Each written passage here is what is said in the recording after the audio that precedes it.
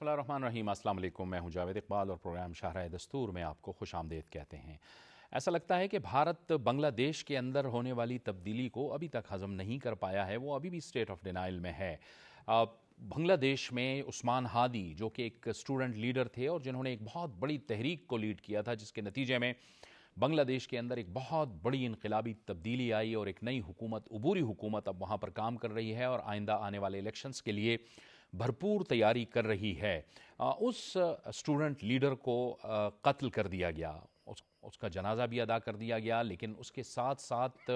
بنگلہ دیش میں بھارت کے خلاف اور مودی سرکار کے خلاف زبردست قسم کے مظاہرے شروع ہو گئے، اور بنگلہ دیش کے جو عوام ہیں وہ تمام کے تمام نکل کھڑے ہوئے ہیں، اور وہ اب بھی بھارت جو پوری دنیا میں جس کی ریشہ دوانیاں اور جس کی شرارتیں اور جو وہ کچھ کرتا ہے، جو دہشت گردانہ عزائم ہیں، اس کے خلاف اب بنگلہ دیش کے عوام کھڑے ہو چکے ہیں۔ یہ ظاہر ہے کہ بنگلہ دیش کی عبوری حکومت نے آئندہ انتخابات کا بھی اعلان کر رکھا ہے، تو اب بنگلہ دیش کو ان انتخابات میں بھی بھارتی مداخلت کے حوالے سے سنگین خطرات لاحق ہیں۔ بھارت ظاہر ہے کہ بنگلہ دیش کے اندرونی حالات میں براہ راست اس کا ذمہ دار رہا ہے، اور پچھلی جتنی بھی حکومتیں تھیں اس کے ساتھ وہ کام کرتا رہا ہے، لیکن اس نئی آنے والی تبدیلی کو وہ آج تک قبول نہیں کر پایا۔ اس کے ساتھ ساتھ پھر جب پاکستان کے ساتھ بنگلہ دیش کے جو تعلقات ایک بار پھر بہت بہتر ہو رہے ہیں اور دونوں ملک ایک دوسرے کے بہت قریب آئے ہیں، یہ بھی بھارت کے لیے ایک بہت تکلیف دہ امر ہے، اور بھارت ہر وہ کوشش کر رہا ہے، ہر وہ سازش کر رہا ہے جس سے بنگلہ دیش کے اپنے حالات بھی خراب ہوں اور جو دیگر ممالک ہیں ان کے ساتھ بھی ان کے تعلقات خراب ہوں۔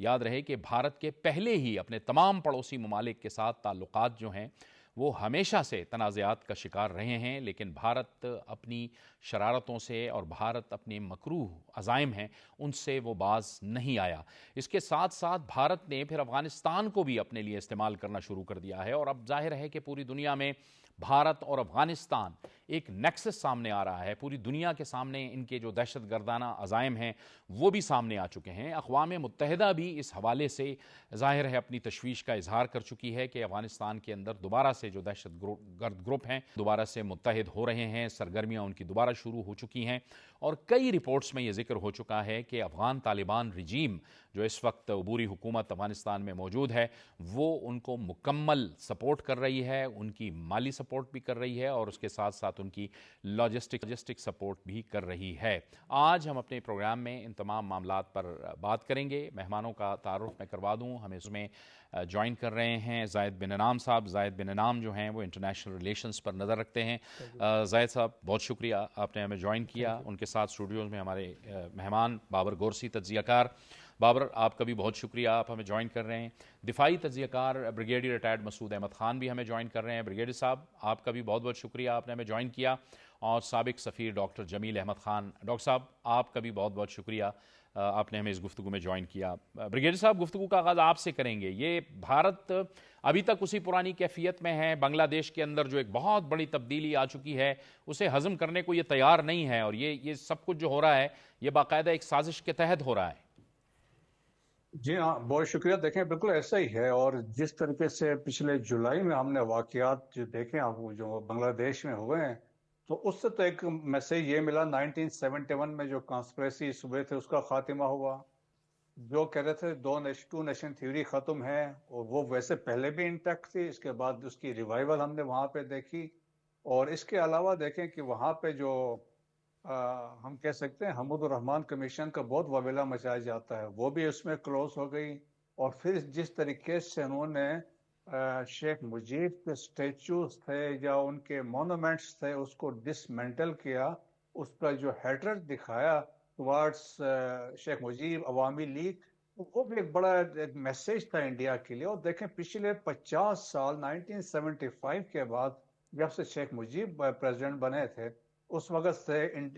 بنگلہ دیش وہ ایک ویسل سٹیٹ تھی انڈیا کی، اور ٹوٹلی وہ جو کہتے تھے اور بالکل را کے کنٹرول میں تھی۔ لیکن جولائی میں جب وہ ایک ریولوشن آیا، اس ریولوشن کو لیڈ ینگسٹرز کر رہے تھے، اور اس میں جو اپنا ہادی جو تھا، یہ he was one of the leading جو وہاں پہ لیڈرز میں سے تھا، اور انہوں نے بات یہی کی تھی کہ انڈیا کی ہیجمنی کے اگینسٹ یہ بات کر رہے تھے انڈین فاشسٹ پالیسی جو بنگلہ دیش میں امپلیمنٹ کرنے کی کوشش کر رہے تھے، یہ ان کے اگینسٹ تھے. یہ ایک جسٹ اور سورن اسٹیٹ کی بات کر رہے تھے کہ بنگلہ دیش ہو. اور یہ بھی یہ نہیں تھے کہ کوئی جس طرح انڈیا اس کو پروجیکٹ کر رہا تھا کہ اسلامسٹ ہیں، یہ اسلامسٹ بھی نہیں تھے. یہ پروٹیسٹ کر رہے تھے، اپنے رائٹس کی بات کر رہے تھے، اپنی انڈیپینڈنس کی بات کر رہے تھے، انڈین انٹرفیرنس نہ ہونے کی بات کر رہے تھے. اور بعد میں یہ دیکھیں انہوں نے جب پاکستان کے ساتھ جب تعلقات ان کی ری اسٹیبلش ہوئے، جو محبت 71 سے پہلے یا سٹرگل کے درمیان تھی، جب 1947 کے بعد وہ محبت واپس آ گئی آپس میں دونوں ممالک میں، اس میں انڈیا کو بہت تکلیف ہوئی. اور ان کو یہ بھی خطرہ ہوا بنگلہ دیش کے واپس پاکستان کے ساتھ تعلقات ری اسٹیبلش کرنے میں. ان کو خطرہ ہوا چکن نیک ہے سلیگری کاریڈور پہ، کیونکہ انہوں نے کہا اوپر چائنا بیٹھا ہوا ہے چمبی ویلی میں، نیچے بنگلہ دیشی ہیں. تو ان کا ایک وہ خطرہ پیدا ہوا کیونکہ ان کے تعلقات چائنا اور پاکستان سے بہت زبردست ہو گئے ہیں. اور پھر نارتھ ایسٹرن اسٹیٹس جو 7 اسٹیٹس ہیں اور ان کا بھی خطرہ ہوا. یہی ہادی نے ایک اپنے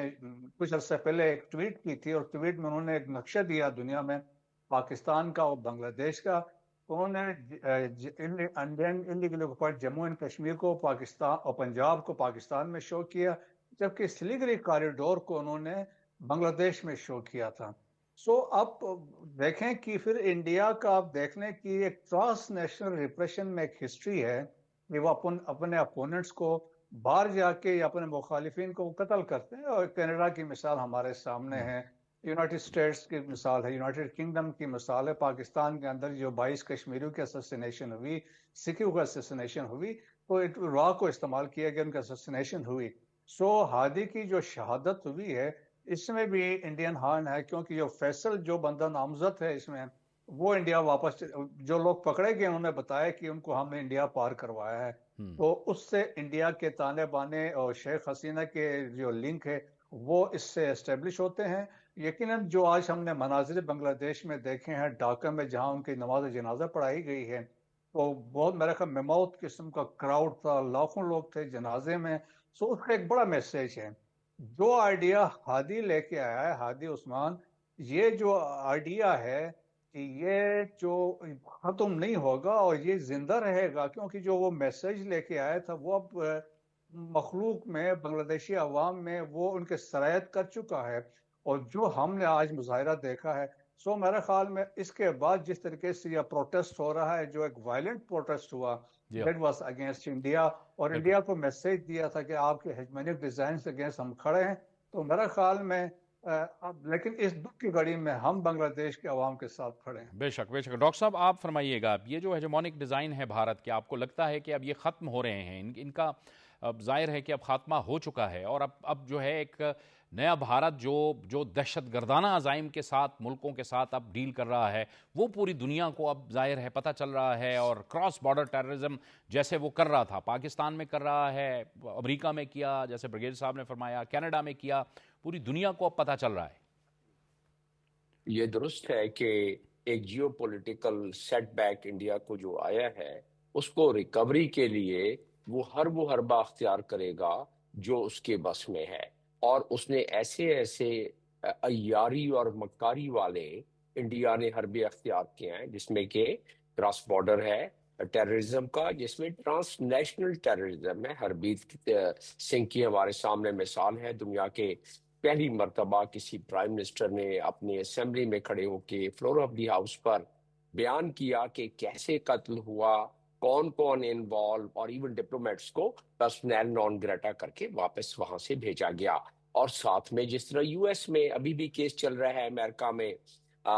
تو وہ، اور پھر یو کے کیسز میں ہیں موجود. پاکستان کے تو 20 افراد کو جس طریقے سے انہوں نے ٹارگٹ کیا، تو ایک پیٹرن انڈیا کا جو فٹ پرنٹ ہے کراس بارڈر ٹیررزم کا، اسی فٹ پرنٹ اور اسی پیٹرن کو دیکھتے ہوئے انہوں نے عثمان ہادی کو قتل کیا، شہید کیا. اور انہوں نے سمجھا کیونکہ یہ ایک بہت متحرک اسٹوڈنٹ لیڈر اور بہت فعال قسم کا اس نے جو ریولیوشن لے کے آیا تھا حسینہ واجد کے خلاف، تو وہ ان کو ہضم نہیں ہو رہا ہوگا. اور پھر کیونکہ الیکشن کمپین کر رہا تھا، ایسا فعال لیڈر تو آنا ہی آنا تھا اس نے حکومت میں، اور جو حکومت میں آنا تھا تو پھر ایک دور تک، کافی عرصے تک انڈیا کو کوئی اپنا فٹ پرنٹ بنگلہ دیش میں نہیں مل رہا تھا. اب ظاہر ہے انڈیا، بھارت جو ہے وہ اپنے آپ کو سینڈوچ تو نہیں بنانا چاہے گا. وہ چاہے گا کہ کسی طرح کے سے بھارت جو ہے وہ بنگلہ دیش کو ڈی اسٹیبلائز کرے. اور ڈی اسٹیبلائز کر کے انہوں نے ایک مورا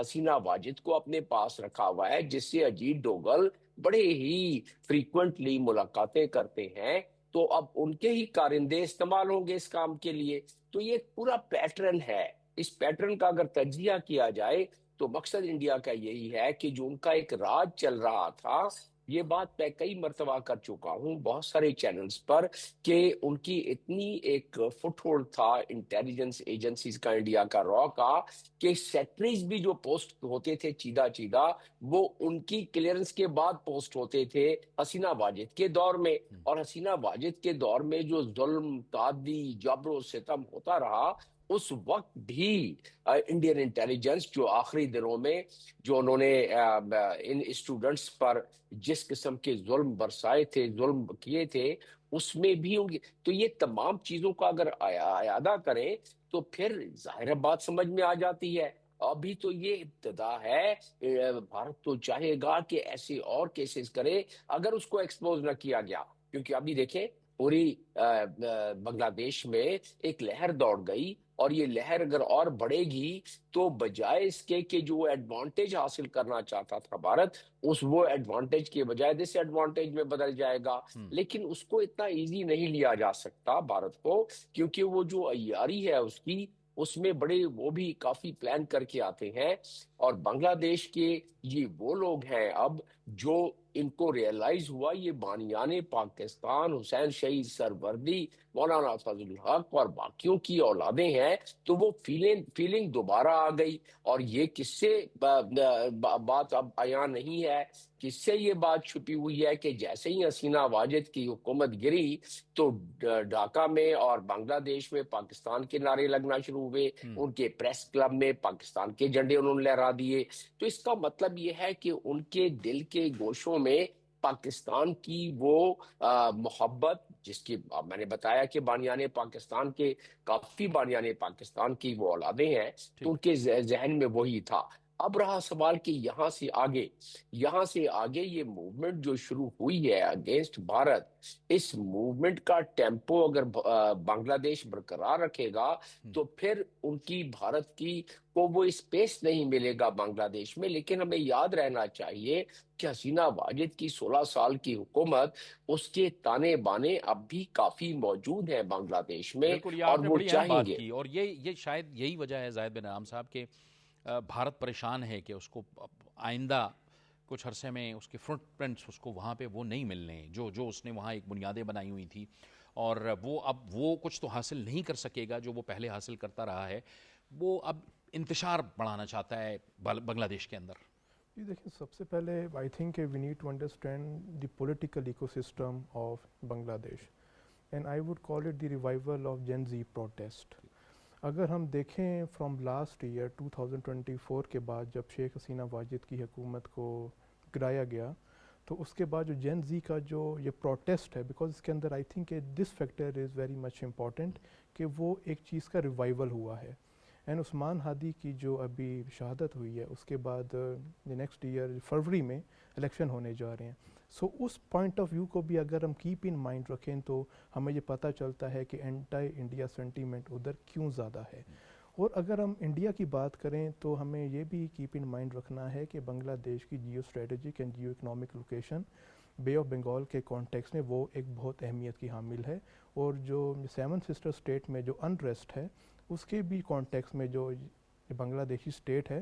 اس نے بھی اپنی جیو اسٹریٹجک کیلکولیشن کو کیپ ان مائنڈ رکھنا ہے. انڈیا اور چائنا کے ریلیشن بھی اس ایکویشن کے اندر ہم لے کے آ سکتے ہیں کہ یہ جو اینٹی انڈیا سینٹیمنٹ جو بنگلہ دیش میں ہے، وہی جو بارڈر ریلیشن ہے انڈیا کا بنگلہ دیش کے ساتھ، وہی انڈیا کا ریلیشن جو چائنا کے ساتھ ہے، وہ اس طرح کوآپریٹو مائنڈ سیٹ کا نہیں ہے. سو آئی تھنک کہ آنے والے وقتوں میں یہ انڈیا کے لیے ایک بہت چیلنجنگ ہوتا جا رہا ہے کہ اس کے جو بارڈرز کے جو کنٹریز ہیں ان کے اندر اینٹی انڈین سینٹیمنٹ جو ہے وہ it is getting increasing day by day. ٹھیک ہے، یہ جو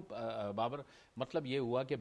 بھارت کے گرد جو گھیرا ہے وہ تنگ ہوتا جا رہا ہے. وہ جیسے بھی اپنے آپ کو بیہیو کر رہا ہے, پوری دنیا کو بتا رہا ہے کہ میں بڑا انگیج کر رہا ہوں پوری کے ساتھ, لیکن اس کو وہ انگیجمنٹ مل نہیں رہی, اور خاص کر مارکہ حق اور بنیاد مرسوس کے بعد. بالکل آپ نے جاوید صاحب صحیح کہا, بریگیڈیئر صاحب نے اور ایمبیسڈر صاحب نے بھی یہی بات کی ہے کہ وہ آئسولیٹ ہو چکا ہے بیسیکلی انڈیا تمام دنیا سے, اور اس کی واضح مثالیں آپ کے سامنے ہیں. اب وہ فرسٹریٹڈ ہے, اور فرسٹریشن کے ذریعے وہ ایسے کام کر رہا ہے, اور فرسٹریشن اس کی جس طرح آپ نے دیکھا ہے کہ پوری دنیا میں ہے. ابھی جو آسٹریلیا کا واقعہ ہوا وہ بھی آپ کے سامنے ہے, ابھی یہ عثمان عبدالہادی کا جو واقعہ ہوا ہے یہ بڑا انفارچونیٹ ہے. ابھی آپ دیکھیں گے یہ وہ لوگ تھے جنہوں نے تحریک چلائی, اور اس تحریک کے نتیجے میں جو ایک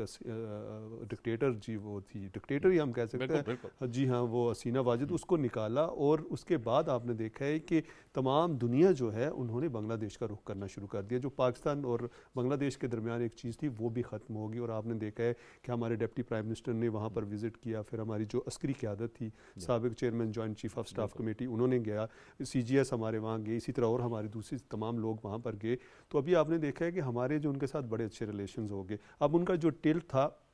وہ سارا پاکستان کی جانب آنا شروع ہو گیا. تو انہوں نے دیکھا کہ ایک جو ہمارا ہمسایہ ملک تھا بنگلہ دیش رہ گیا تھا جس کا پاکستان کے ساتھ نہیں ہے, تو انہوں نے جب دیکھا کہ وہ بھی ساتھ آ گیا, باقی تو سارا ریجن جو ہے ہمارے ساتھ ہے, ہمارے بالکل جو ہماری پالیسیز ہیں, جو ہم ڈپلومیسی کر رہے ہیں, ہمارے اس کا ساتھ دے رہے ہیں, جو ہم بات کر رہے ہیں وہ اس کی تائید کر رہے ہیں. تو اب جب انہوں نے دیکھا کہ اس کو کنٹرول نہیں کیا جا سکتا, تو انہوں نے ایک کانسپریسی کی جو وہ ہمیشہ کرتے ہیں کہ لوگوں کو قتل کرا کے, لوگوں کو ڈرا کے, دمکا کے اپنی ہیجمنی قائم کرنا چاہتے تھے, وہ اس کے نتیجے میں کیا, اور اس کا الٹا اس کو اثر ہوا. ابھی آپ دیکھیں کہ دنیا کا کوئی پرنٹ میڈیا دیکھ لیں, الیکٹرانک میڈیا دیکھ لیں,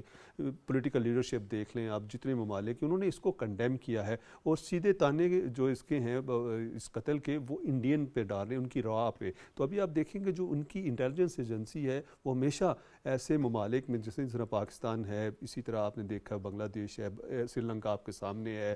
اس کے علاوہ آپ دیکھیں ویسٹ میں بھی دیکھیں, امریکہ, کینیڈا, تمام یو کے میں, ایون کہ یورپ جیسے ممالک میں وہ دہشت گردی کے واقعات کر رہے ہیں. تو اب انٹرنیشنل جو جتنے بھی یونائٹڈ نیشن ہے اس کو بھی نوٹس لینا چاہیے, جتنے بھی آپ دیکھ لیں اس کے علاوہ جو ممالک ہیں, اسی طرح اب یورپین یونین ہے, اور اسی طرح جو دوسرے ممالک ان کو نوٹس لینا چاہیے, اور اس کے ساتھ تمام جو ڈپلومیٹک ریلیشنز ہیں ان کا بھی خاتمہ کرنا چاہیے, ان کے ساتھ جو ٹریڈ ہو رہی ہے اس کا بھی خاتمہ کرنا چاہیے, جو میوچل ایگریمنٹس ہیں جو آپ نے دیکھا ہے کہ جنیوا کنونشنز کے تحت ہیں ان کا بھی بائیکاٹ کرنا چاہیے, کیونکہ ایک واحد ملک ہے دنیا میں جو دہشت گردی نہ صرف پھیلا رہا ہے بلکہ اس کو سپانسر بھی کر رہا ہے. اور اس کی واضح مثالیں آپ کے سامنے ہیں کہ آج دنیا یہ کہنے پر مجبور ہو گئی ہے کہ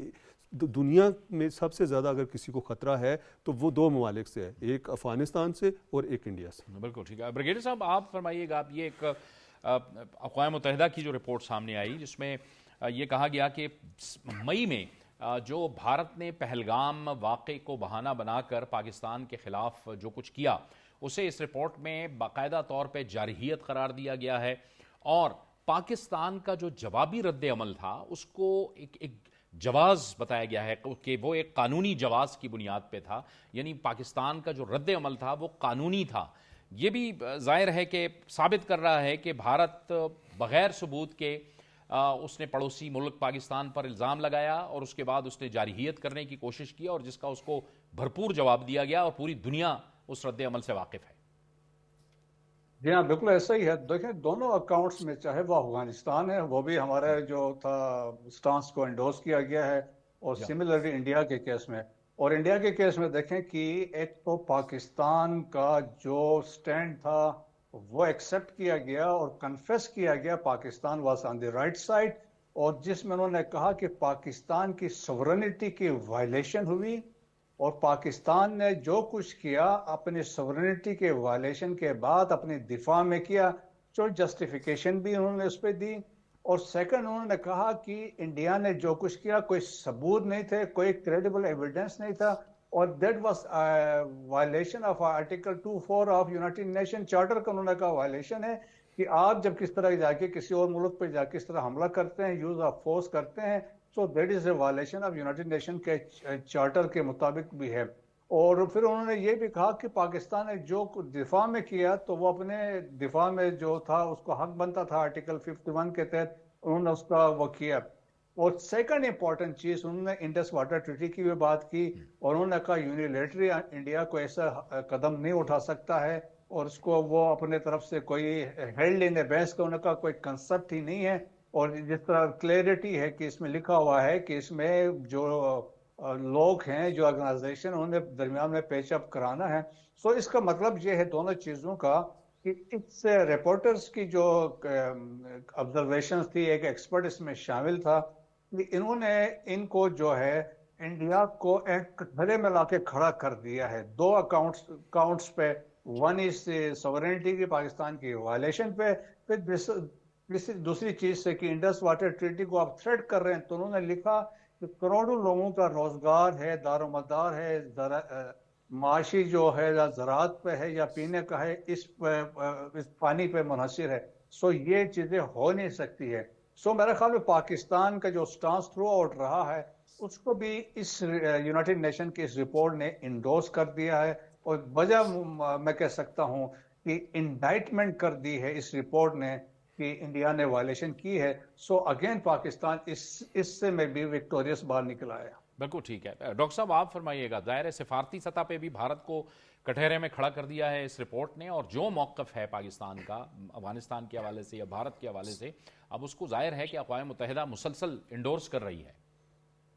جی ہاں، نہ صرف انڈورس کر رہی ہے کو تھوڑا سا اور اس کو کسی اور عدسے سے بھی دیکھ لیتے ہیں. آپ دیکھیں کہ پاکستان نے کس تسلسل کے ساتھ بالکل ٹرانسپیرنٹ طریقے سے اپنا موقف پیش کیا. اور میں مثال دوں گا، یہاں 26 اپریل کو جو پہلی نیشنل سیکیورٹی کمیٹی کی میٹنگ ہوئی تھی، اس میں جو اعلامیہ جاری کیا گیا اس میں انڈیا کو یہی بتایا گیا کہ پہلگام کا آپ تھرڈ پارٹی سے کسی سے بھی کروا لیں انویسٹیگیشن، اور پاکستان تو کنڈیم کرتا ہے اس انسیڈنٹ کو، لیکن انڈیا نے آخر وقت تک اس بات کو نہ مانی. اور آج اس تھرڈ پارٹی جو کہ یو این ریپورٹیر ہے، انہوں نے سارا اس میں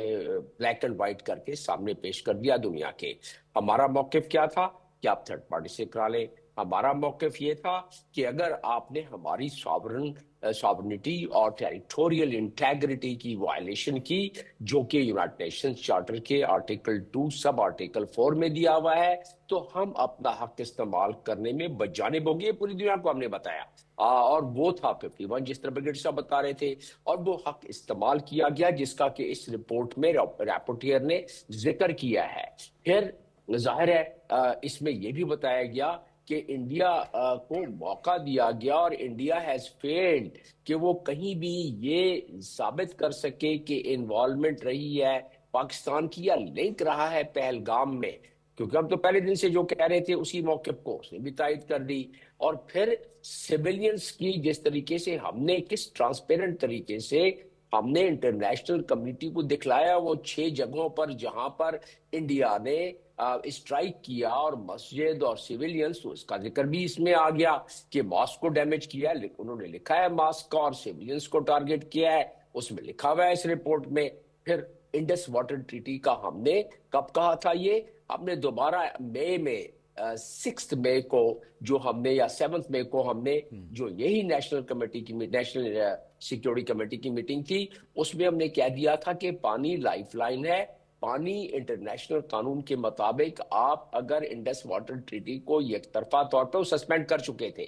سسپینڈ کرنے کے بعد اگر پانی آپ نے بند کیا، اور سسپینشن بھی انلیگل، وہ انہوں نے بھی کہہ دیا، میں بتاتا ہوں اس کو. تو انہوں نے یعنی ریپٹیئر نے یہ بتایا کہ پانی جو جس کا انڈس واٹر ٹریٹی ہے اس کا سسپینشن واز ڈیمڈ ٹوٹلی انلافل. اور پھر ایکسپرٹس جو ہیں انہوں نے یہ بھی بتایا کہ یہ پاکستان کے کروڑوں لوگوں کی زندگیوں کا اور واٹر رائٹ کا سوال ہے. اس میں بہت سارے انٹرنیشنل قانون موجود ہیں، اپر ریپرین اور lower riparian, but Indus water treaty بذات خود ایک بہت مستحکم قسم کی ٹریٹی ہے، تو اس کے لحاظ سے اس نے وہ بھی ذکر کر دیا. تو یہ تمام چیزوں کا احاطہ اس رپورٹ میں ہوا ہے، جو کہ ہم پہلے کہہ چکے ہیں دنیا کو. کیا وجہ تھی کہ دنیا سے کہیں سے کوئی نکتہ چینی نہیں آئی ہمارے اوپر، ورنہ پہلے آتی تھی نا، کوئی ایسا انسیڈنٹ ہوتا تھا بھارت اپنے پروپیگنڈا مشینری کو گرم کر دیتا تھا. وہ جو 700 انفو لیب تھے یورپ میں، ان کو استعمال کر کے. اور آج بھی آپ دیکھیں کہ جیسے پہلے گولی چلی سڈنی میں، बोंदी बीच पर पहली गोली चली, चंद लम्हों बाद पाकिस्तान होने लगा। तो भारत तो कभी इस मौके को हाथ से नहीं जाने देगा, और उन्होंने यही करते रहे उस मामले में भी, पहलगाम के मामले में। लेकिन पाकिस्तान ने जिस खुश असलूबी के साथ अपनी डिप्लोमेटिक ट्रेजेक्टरी को लेके चला, उससे दुनिया ने कभी, आपने देखा कि इंडिया का डेलीगेशन भी गया ना, वो मिन्नतें करते रहे मुल्कों की कि जी कुछ तो पाकिस्तान के बारे में आप कर दें, मतलब उनकी भी नुक्ताचीनी कर दें, उन्होंने नहीं किया। तो इसका मतलब ये हुआ कि हमारी जो इस वक्त फॉरेन पॉलिसी की ट्रेजेक्टरी जा रही है वो यकीनन इतनी बेहतर अंदाज में जारी है। और उसकी वजह क्या है? उसकी वजह यह है कि हम बड़े ट्रांसपेरेंट तरीके से पहले दिन से चलते रहे हैं। और फिर जब इस रिपोर्ट में यह भी बात हो गई कि इंडिया ने जो ऑपरेशन सिंदूर किया, मिलिट्री ऑपरेशन किया, उसमें उसका फॉल आउट हो सकता था, क्योंकि ये दोनों मुल्क, इसका डिप्लोमेटिक फॉल आउट तो अपनी जगह पर, लेकिन दोनों मुल्क जो है ये एक कवी मुल्क है और इसका फॉल आउट दुनिया पर। और फिर डोनाल्ड ट्रंप ने इस पे मोहर सख्त कर दी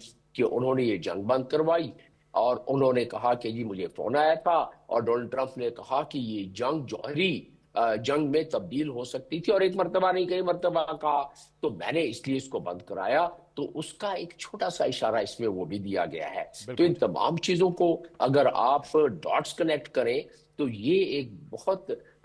जो रिपोर्ट है या इंडाइटमेंट तो अपनी जगह, लेकिन ये उस वक्त इसकी कारगर साबित होगी। कोई रिपोर्टर की रिपोर्ट तो काउंसिल में जाएगी, वहां पर काउंसिल के सामने पेश होगी, वहां बहुत सारे मेंबर होंगे, उस पर तकारीरें होंगी। इंडिया जाहिर अपनी लॉबी चाहेगा कि फॉर और अगेंस्ट, फॉर जो भी अगेंस्ट में कुछ लॉबिंग कर सके। लेकिन ये चार्जशीट जो है, इसको डिप्लोमेटिक अरेना में अगर इसको हम यूएन चार्टर से अलाइन करके, और डोनाल्ड ट्रंप ने जिस तरह गुफ्तगू की है उस बात को मद्देनजर रखते हुए यूएन में रेजोल्यूशन अभी, और मेरा ख्याल है कि हुकूमत लेके आएगी और लेके आना चाहिए, रेजोल्यूशन अगर लेके आ जाए तो इससे फिर इंडिया के लिए काफी न सिर्फ एम्बैरेसमेंट होगी बल्कि उस पर रेजोल्यूशन उसके अगेंस्ट और पास इंडिया हो अगर सकता लॉबी है। करेगा भी तो उसकी लॉबी में क्या होगा? उसकी लॉबी में तो हमने देखा है कि इस मई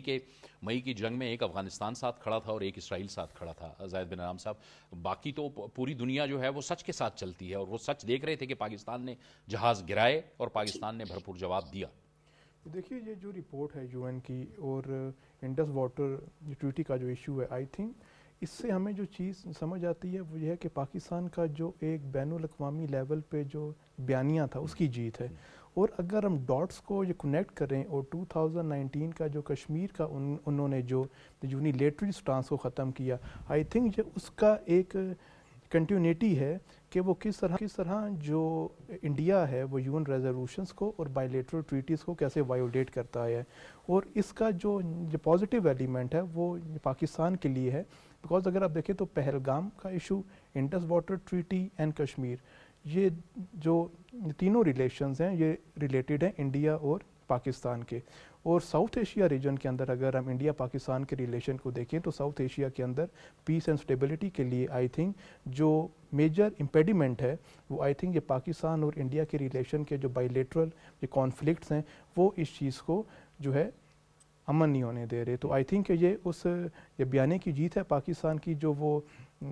करता आया है कि जो भारत है वो यूएन की resolutions, customary loss and bilateral agreements, उनकी जो वायोलेशन है उससे पाकिस्तान की एक लिहाज से जीत है और इंडिया की जो है वो बैनुल-अक़वामी लेवल पे एक हार है।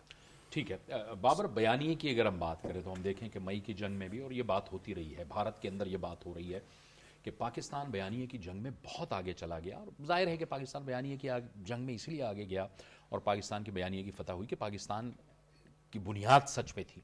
जो भारत ने किया, फिर उसके बाद अफगानिस्तान को। लेकिन पूरी दुनिया के अंदर हमने देखा सिविल सतह पे भी, अस्करी सतह पे भी, DGISPR लेफ्टिनेंट जनरल अहमद शरीफ चौधरी, हमारी एयरफोर्स की जो एयर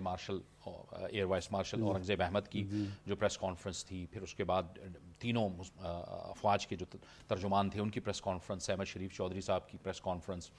सियासी सतह पे अताउल्लाह तारड़ साहब, इसहाक डार साहब बर वक्त पूरी दुनिया को आगाह करते रहे। देखिए, जो नैरेटिव की जिस तरह आपने बात की है ना, वो भी जंग हम जीत गए। वैसे एक्चुअल जंग तो हमने जीत ली, लेकिन जो इंडियन एक फॉल्स फ्लैग ऑपरेशन था, फॉल्स ही उसका नैरेटिव था, اس کو دنیا نے بائی نہیں کیا، اور اس کی بنیادی وجہ جس طرح آپ نے کہا کہ وہ یہ تھی کہ وہ سچ پہ نہیں تھے. اگر وہ سچ پہ ہوتے تو شاید وہ ان کا نیریٹو بھی بکتا، لیکن بات یہ تھی کہ جس طرح آپ نے کہا کہ ہماری تمام جو پولیٹیکل اور عسکری قیادت نے مل کر اس نیریٹو کو کاؤنٹر کیا اور دنیا کو بتایا کہ اصل نیریٹو کیا ہے اور اصل حقائق کیا ہے. اور اس کے نتیجے میں آپ نے دیکھا کہ آج بھی دنیا جو ہے ہمارے ساتھ ڈپلومیٹک ریلیشنز رکھ رہی ہے، ہمارے ساتھ بہت سی جس طرح آپ نے دیکھا ڈیفینس ایگریمنٹس ہو رہے ہیں، پیکٹ سائن ہو رہے ہیں، اور یہ اس نیریٹو کی وجہ ہے کہ ان کو یقین تھا لوگوں کو کہ جو پاکستان کی قیادت کہہ رہی ہے، پولیٹیکل قیادت اور عسکری قیادت جو کہہ رہی ہے وہ سچ کہہ رہی ہے، اور ہم نے جو بھی بات کی ہے وہ حقائق پہ بات کی ہے. اب آپ دیکھیں کہ ایک محاذ پہ ہمارے D G I S P R ہوتے تھے، اور دوسرے محاذ پہ ہمارے جو منسٹر ہیں تارڑ صاحب وہ ہوتے تھے. اور اسی طرح آپ نے دیکھا کہ ہمارا میڈیا جس میں پی ٹی وی، اے پی پی، اور اسی طرح ہمارا جو پرائیویٹ میڈیا، الیکٹرانک میڈیا، اور اس کے ساتھ ساتھ آپ نے دیکھا کہ ہمارے جو اوورسیز پاکستانی تھے انہوں نے بھی بڑا رول پلے کیا اس بیانیے کو بنانے کے لیے. خاص کر ہمارے اسٹوڈنٹس نے، ہماری یونیورسٹیز کے اسٹوڈنٹس نے، اور وہ اسٹوڈنٹ جو انٹرنیشنل وہاں پہ جو پڑھ رہے تھے بڑی اچھی اچھی یونیورسٹیز میں، ہارورڈ میں، آکسفورڈ میں، آسٹریلیا میں، اسی طرح انہوں نے بھی اس نیریٹو کو بتایا کہ اصل حقائق کیوں ہیں، کیا ہیں. کیونکہ جب اسٹوڈنٹ کو بتاتا اور پیپل ٹو پیپل جو ہمارا وہاں پہ لوگوں کا تھا، اس نیریٹو کو بتایا گیا کہ پاکستان کا یہ نیریٹو ہے، پاکستان پیس چاہتا ہے، پاکستان ہمیشہ پیس کا حامی ہے، پاکستان دہشت گردی کے خلاف جنگ لڑ رہا ہے. اور انہوں نے ثبوتوں کے ساتھ پیش کیا کہ ہم 20 سے 25 سال سے ہماری جو جنگ ہے دہشت گردی کے خلاف ہے، اور ہم نے اس میں کیا کیا لاسز کیے ہیں، فائنینشلی کتنے لاسز کیے ہیں ہم نے. اسی طرح آپ نے بتایا کہ شہید ہمارے کتنے لوگ ہوئے، جس میں تمام فورسز کے لوگ، ہمارے سویلین، اور اسی طرح جو دوسرے لوگ تھے. تو پھر جب یہ تمام چیزیں ان کے سامنے رکھی گئی اور پھر ان کو بتایا گیا کہ یہ جو انڈیا جو حملے کر رہا ہے اس کا بیسک مقصد یہ ہے کہ وہاں پہ الیکشنز ہو رہے ہیں اور مودی جو ہے فاشسٹ پالیسی ہے وہ ہیجمنی قائم کرنا چاہتا ہے، تو دنیا نے اس کو بائی کیا. بالکل ٹھیک. بریگیڈیئر مسعود صاحب، آپ یہ فرمائیے گا کہ آسٹریلیا میں جو واقعہ ہوا ہے اس کے بعد اب آسٹریلین حکام نے مزید اس بات کی تصدیق کر دی ہے کہ انہوں نے بھارتی افراد پر مشتمل جو ہے یہ پورا ایک نیٹ ورک جو ہے وہ آسٹریلیا میں گرفتار کر لیا ہے. اس نیٹ ورک میں بہت سے لوگ تھے اور اطلاعات کے مطابق داعش سے ان کا تعلق تھا. داعش کے ساتھ ظاہر ہے کہ ان کے اجیت دوول جو ان کے سیکیورٹی ایڈوائزر ہیں وہ خود تسلیم بھی کرتے رہے، پاکستان کے خلاف جو پراکسی وار ہے اس کو بھی وہ تسلیم کرتے رہے دہشت گردی کے حوالے سے. آپ کو لگ رہا ہے کہ اب دنیا آواز اٹھائے گی؟ خاص کر اب امریکہ کو بھی پتہ چل رہا ہے، خود امریکہ میں جو کچھ ہوا، کینیڈا میں جو کچھ ہوا، آسٹریلیا میں ہوا، پوری دنیا کو پتہ چل رہا ہے کہ بھارتی عزائم کیا ہیں. تو سوال اب اٹھیں گے ان کے دہشت گردانہ عزائم کے حوالے سے؟ جی ہاں بالکل. پہلے مجھے یہ لنک اسٹیبلش کرنا تھا داعش کا جو انڈیا کے را کے ساتھ جو ہے. اور آپ دیکھیں کہ جو سری لنکا میں 2019 میں جو کوآرڈینیٹڈ اٹیکس ہوئے تھے چرچز پہ اور ہوٹلز میں 250 لوگ مارے گئے تھے، اور ان کو کلیم کیا نیشنل توحید جماعت نے. اور پھر بعد میں جب انویسٹیگیشن سری لنکا نے کی تو وہ ان کے ڈیفنس منسٹر کے انہوں نے یہ بتایا کہ لنک اسٹیبلش ہوا ساؤتھ آف انڈیا میں، تامل ناڈو میں، کیونکہ یہ لوگ وہاں پہ گئے، انڈاکٹرینیشن وہاں پہ ہوئی، ٹریننگ انہوں نے وہاں سے کی، اور سبسیکوینٹلی آ کے یہاں پہ انہوں نے سری لنکا میں حملے کیے. اور اشرف غنی کے دور حکومت میں ایک کیمپ تھا افغانستان میں، وہ ریڈ کیا سیکیورٹی فورسز افغانستان کے، وہاں سے 3 خواتین پکڑی گئیں، اور وہ خواتین پتہ چلی ساؤتھ انڈیا کی ہیں، کیرالہ کی ہیں، اور وہ ڈپٹی ڈائریکٹرز تھی را کی، وہ وہاں پہ داعش والوں کو پیسے تقسیم کرنے گئے ہوئے تھے. تو وہ دیکھیں وہاں سے بھی لنک بنتا ہے. اور ویسے بھی رپورٹس تھی پیچھے کی 20 ایسے انڈین کمپنیز تھی، دے ور رپورٹڈ کہ وہ کمپوننٹس اور ایکسپلوسیو سپلائی کر رہے تھے داعش کو، اور بلینز آف ڈالرز کی سسپیشیس ٹرانزیکشن بھی رپورٹ ہوئی تھی انڈین بینکنگ سسٹم کی. سو وہ بھی تھے. اور دیکھیں آسٹریلیا میں ابھی جو لنک یہ بھی اسٹیبلش ہو رہا ہے، اگین داعش کا لنک اسٹیبلش ہو رہا ہے، کیونکہ یہ لوگ. پھر آپ ایک امپورٹنٹ کوشچن یہ بھی ہے، ساجد جو تھا اس کے پاس انڈین پاسپورٹ کیوں تھا؟ جب وہ وہاں جا کے سیٹل ہو چکا تھا، ایک وہاں سے شادی انہوں نے کر لی تھی، اور انڈین کانسٹیٹیوشن کے مطابق آپ ایک ہی پاسپورٹ رکھ سکتے ہیں. ادھر یہاں جس طرح ہم پاکستان میں پاکستانی نژاد امریکن کہتے ہیں، وہاں پہ اس طرح کنسپٹ نہیں ہے کانسٹیٹیوشن میں. تو وہ اس کے پاس کیوں وہ پاسپورٹ تھا؟ اور لاسٹ دے وزٹڈ فلپینس، اور وہ بھی ساؤتھ میں گئے، وہ منڈناؤ آئی لینڈ میں گئے، اور وہاں پہ ابو سیاف گروپ اور یہ سارے داعش لنکڈ ہے. سو وہاں سے ٹریننگ حاصل کی. سو انٹرنیشنل کمیونٹی کے لیے میسج ہے، Australia is part of 5 ice country, جنہوں نے رپورٹ کیا تھا ہردیپ سنگھ نجر کے اسیسینیشن میں جو پیچھے تانے بانے ملے تھے تو وہ رپورٹ کیا تھا، تو وہ بھی فیکٹر تھے۔ ریسنٹلی دیکھیں پچھلے سال آسٹریلیا ہی کے اندر 4 را کے افیشلز کو آسٹریلیا نے ڈپورٹ کر دیا تھا، اور ان کو کہا گیا تھا کہ ایک تو وہ وہاں کے پولیٹیکل پارٹیز میں انٹرفیرنس کر رہے تھے، پولیٹیشین کے ساتھ تعلقات اسٹیبلش کیے ہوئے تھے، سیکنڈ انہوں نے یہ کہا تھا انڈین ڈائسپورا مینلی سکھوں کی وہ سرویلنس کر رہے تھے، اور تیسرے وہ وہاں سے سپائنگ بھی کر رہے تھے۔ سو ابھی یہ صحیح سالڈ کیس بنا ہوا ہے، اور میرا خیال میں ایک تو امریکنز کو بھی اسٹینڈ لینا چاہیے، آسٹریلیا کو کھڑا ہونا چاہیے جس طرح کینیڈا والے کھڑے رہے ہیں، اور at the same time Pakistan کے پاس ایک اپرچونٹی ہے، ہم FATF میں بھی یہ کیس پوز کر سکتے ہیں وہاں پہ۔ بالکل ٹھیک ہے ڈاکٹر صاحب، پاکستان جو ہے پرو ایکٹیو ڈپلومیسی کر رہا ہے، ابھی ہم دیکھ رہے ہیں کہ مڈل ایسٹ کے اندر بھی پاکستان کی ظاہر ہے یہ مئی کی جنگ کے بعد پاکستان کا جو جیو پولیٹیکل امیج ہے وہ بڑھا ہے، وہ انکریز ہوا ہے، اور بڑے جو دانشور ہیں وہ یہ بات کر رہے ہیں، بھارت کے اندر بھی یہ بات ہو رہی ہے، مڈل ایسٹ کے اندر بھی پاکستان کی سہ ہے، اور امریکہ بھی یہی چاہتا ہے کہ پاکستان اپنا ایک کردار ادا کرے۔ اس وقت بھی صدر آصف علی زرداری صاحب جو ہیں وہ عراق کے دورے پر روانہ ہو رہے ہیں۔ پاکستان کا جو اثر رسوخ ہے وہ بڑا ہے، اور پاکستان مڈل ایسٹ کے اندر بھی انگیج کر رہا ہے، اور پاکستان کی رائے کو اہمیت دی جا رہی ہے۔ یہ بالکل ایسا ہی ہو رہا ہے، اور اس میں جب بھی جیو پولیٹیکل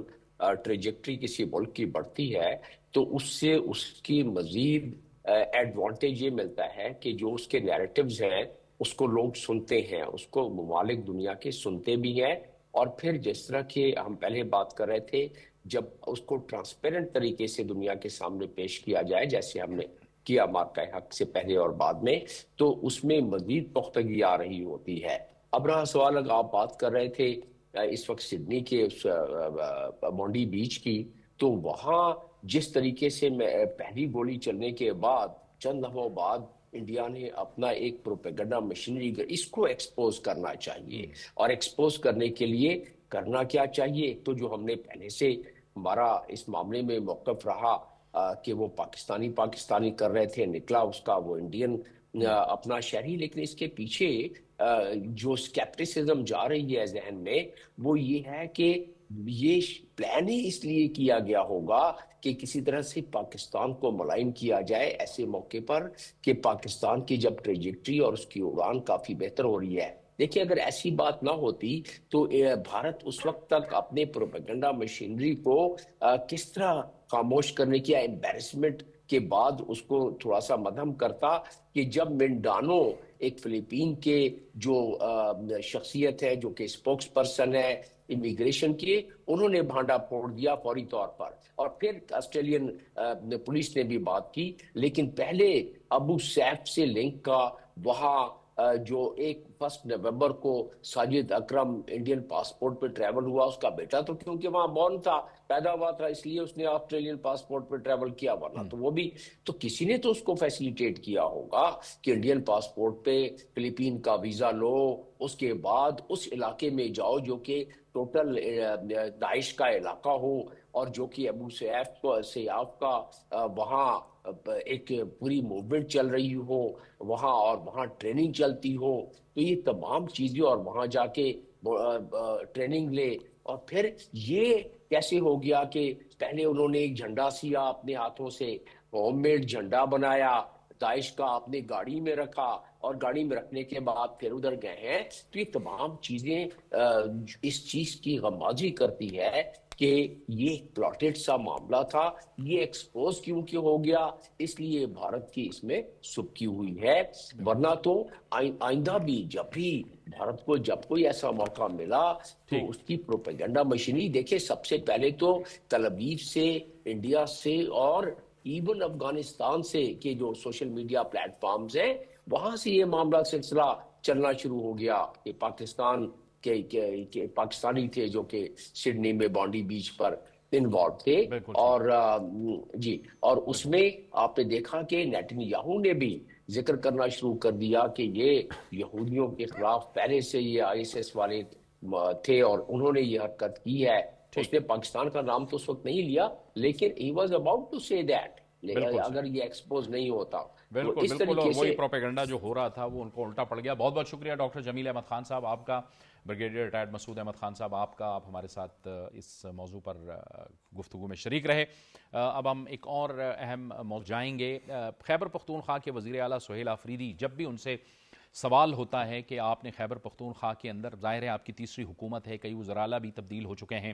آپ کی پرفارمنس کیا ہے؟ تو پچھلے وزیر اعلیٰ علی امین گنڈاپور بھی یہی کہا کرتے تھے، اور اب جو موجودہ وزیر اعلیٰ خیبر پختونخوا ہیں سہیل آفریدی، وہ بھی یہی کہتے ہیں کہ جی وفاق کے ذمے ہمارے 2200 ارب روپے ہیں، اگر وہ ہمیں دے دیں تو ہم بہت کام کر لیں گے اور ہمارے ہاتھ پاؤں بندھے ہوئے ہیں. اب وزارت خزانہ نے آج جو تازہ ترین اعداد و شمار وفاقی ادائیگیوں کے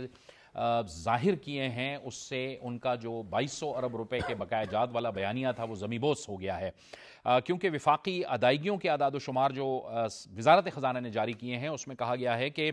وفاق نے خیبر پختونخوا حکومت کو گزشتہ 15 سال کے دوران 8404 ارب روپے دیے ہیں. یہ جو مالی دستاویزات ہیں اس کے مطابق 2010 سے 2025 تک، یعنی جو 15 سال ہیں، اس میں خیبر پختونخوا کو 8.4 کھرب روپے ادا کیے جا چکے ہیں. اس کا پھر بریک ڈاؤن بھی باقاعدہ دے دیا گیا ہے، جس میں کہا گیا ہے کہ 2010 سے این ایف سی کے تحت خیبر پختونخوا کو آج تک 5867 ارب روپے مل چکے ہیں. اس کے ساتھ ساتھ این ایف سی کے تحت جو ادائیگیاں ہوتی ہیں وہ ہر 15 دن بعد ہوتی ہیں. اس مد میں بقایا جات بالکل بھی نہیں ہیں. ایک اور جو 2010 سے جو ایک اسٹریٹ ٹرانسفر ہے پیسوں کی، اس میں خیبر پختونخوا کو 482.78 ارب رائلٹی کی مد میں دیے جا چکے ہیں، جی ڈی ایس کی مد میں دیے جا چکے ہیں، اور ایکسائز وغیرہ کی مد میں بھی دیے جا چکے ہیں. نئے جو ضم شدہ اضلاع ہیں، جو پہلے قبائلی علاقے تھے اب وہ ضم شدہ اضلاع ہیں، ان کے لیے وفاق نے 2019 سے اب تک اپنے حصے سے 704 ارب روپے ادا کیے ہیں. اس کے ساتھ ساتھ وزارت خزانہ نے یہ بھی کہا ہے کہ پچھلے کئی سالوں میں آئی ڈی پیز کے لیے وفاق نے اضافی پیسے خیبر پختونخوا کو دیے ہیں، اور یہ جو پیسے ہیں یہ ہیں 117.166 ارب روپے. اس کے ساتھ ساتھ جو پی ایس ڈی پی کے منصوبے ہیں، وفاق کے جو وفاقی ترقیاتی پروگرام میں خیبر پختونخوا کے لیے جو منصوبے ہیں، اس میں 115 ارب روپے دیے جا چکے ہیں. وزارت خزانہ یہ بھی وضاحت کرتی ہے کہ جن منصوبوں میں پیمنٹ نہیں کی گئی ہے، اس کا مطلب یہ ہے کہ ان منصوبوں پر کام نہیں ہوا، ان کے لیے رقوم کا اجرا خودکار نہیں ہے، وہ کارکردگی کی بنیاد پر ہوتا ہے. یہ جو اعداد و شمار ہیں وفاق کی جانب سے، وزارت خزانہ کی جانب سے جو ظاہر کیے گئے ہیں، اس نے خیبر پختونخوا کے وزیر اعلیٰ کے اس بیانیے کے ظاہر ہے کہ وہ کہتے ہیں کہ وفاق نے ہمارے جو مالی حقوق ہیں وہ روک رکھے ہیں، اس کو بالکل رد کر دیا ہے. وفاقی حکومت کہتی ہے کہ ہم خیبر پختونخوا کو سلامتی، بحالی، انضمام اور ترقی کے تمام جو چیلنجز ہیں اس میں شفاف، منصفانہ اور کارکردگی پر مبنی مالی معاونت فراہم کرنے کے لیے تیار ہیں. ہم پہلے بھی کرتے رہے ہیں اور آئندہ بھی کرتے رہیں گے. تو ان الفاظ کے ساتھ بہت شکریہ زید بن انعام صاحب، آپ ہمارے ساتھ شریک رہے. بابر گورسی آپ کا بھی بہت بہت شکریہ.